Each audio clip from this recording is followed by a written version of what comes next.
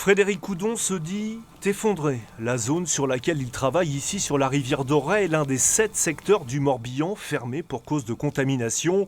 Pour travailler pendant les fêtes, il a dû acheter des huîtres à des collègues épargnés. Les siennes sont restées dans les bassins, impropres à la consommation.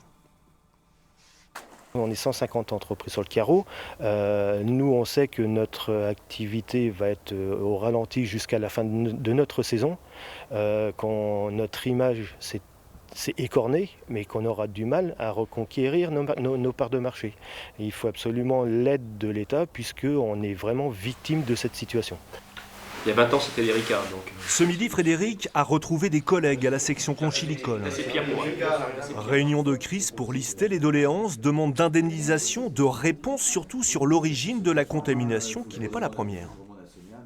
Ces interrogations elles sont relativement simples. On sait très bien que les gastro-entérites humaines finissent dans les toilettes finissent dans les réseaux d'assainissement et donc forcément à un moment ils finissent en mer. Donc c'est dans toute cette chaîne que l'on aimerait comprendre ce qui se passe.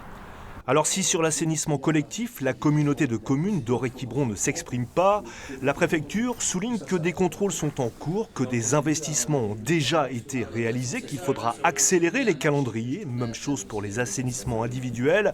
Mais les pluies de ces dernières semaines ont aussi décuplé la contamination, ajoute le préfet.